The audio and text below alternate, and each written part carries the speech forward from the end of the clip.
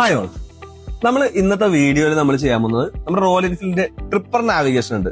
നമുക്ക് ചില വണ്ടിയിൽ സ്റ്റോക്ക് ആയിട്ട് വരും, ചില വണ്ടിയിൽ നമുക്ക് എക്സ്ട്രാ നമ്മൾ പർച്ചേസ് ചെയ്ത് തരും. അപ്പൊ അത് എങ്ങനെ കണക്ട് ചെയ്യാം, നമ്മുടെ ഫോണുമായിട്ട് എങ്ങനെ കണക്ട് ചെയ്തിട്ട് നമുക്ക് നാവിഗേഷൻ യൂസ് ചെയ്യാം എന്നുള്ളതാണ് ഇന്നത്തെ വീഡിയോയിൽ.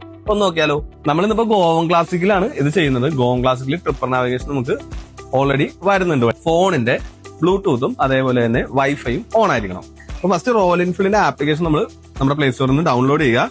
ആപ്പ് ഓപ്പൺ ആക്കിയതിനു ശേഷം നാവിഗേഷൻ എന്ന് പറഞ്ഞ ഓപ്ഷൻ ഉണ്ട്, അതെടുത്തിട്ട് കണക്ട് കൊടുക്കുക. അതിൽ ആഡ് ആയ ന്യൂ ഡിവൈസ് ഉണ്ട്, അത് സെലക്ട് ചെയ്യുക. അതേപോലെ തന്നെ കണക്ട് ടു ട്രിപ്പർ പോഡ് എന്ന് പറഞ്ഞിട്ടുള്ള ഒരു ഓപ്ഷൻ വരുന്നുണ്ട്. ഇത് ട്രിപ്പർ പോഡാണ് വരുന്നത്. അപ്പൊ നമ്മളത് കണക്ട് ചെയ്യുക. അപ്പോൾ ഒരു സർച്ചിങ് വരും. സർച്ചിങ് വന്നതിന് ശേഷം വണ്ടിയിലെ ഒരു കോഡ് കാണിക്കും.